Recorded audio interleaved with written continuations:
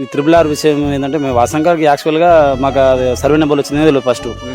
మేము యూరియా గురించి పోయి లైన్ నిలబడ్డాం అందరం. అందులో నిలబడితే మెసేజ్ వచ్చింది అని చూపిస్తారు. ఏ మెసేజ్ వస్తుందంటే ఇంతకుముందుకు అట్లకెళ్ళి సింబల్ చేసినారు. ఈ నుంచి మా ఊరికి వెళ్ళి కిలోమీటర్ దూరం ఉంటుంది. సింబల్ చేస్తే అలా సర్వే నెంబర్లు వచ్చిండొచ్చు కావచ్చు అన్నట్టు మేము టికెట్ తీసుకున్నాం సార్. అట్లానే కాదు, అది యాక్చువల్గా అట్లకే గవర్నమెంట్ ల్యాండ్ ఉంది అంటే గతంలో వేసిరు కాబట్టి మీరు అదే అనుకున్నాం. మళ్ళీ కేసీఆర్ ఉంటే కేసీఆర్ కాంగ్రెస్ ప్రభుత్వం వచ్చింది కదా, కాంగ్రెస్ వచ్చినాక నా సింబల్ చేసింది కదా అంటే ఇక రెండు వచ్చి పట్టేదారని మేము అనుకున్నాం. ఇది చూసినాక పక్కనే మా రైతు ఉండి నీది ఎంతరా మళ్ళీ అంటే 210 సర్వే నెంబర్ అన్నారు.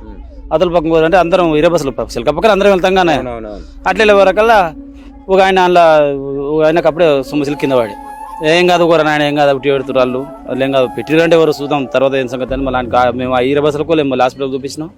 ఇంటికి వచ్చినాం.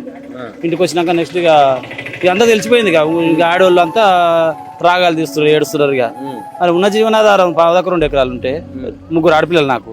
రేపు మన పరిస్థితి ఏంది అని వరకల్లా కొంచెం వేసి ఇక ఆ రోజు నుంచి మన తెల్లారే లొల్లి వెళ్ళి మా లోకల్ ఎమ్మెల్యే గారి దగ్గరికి వెళ్ళాం.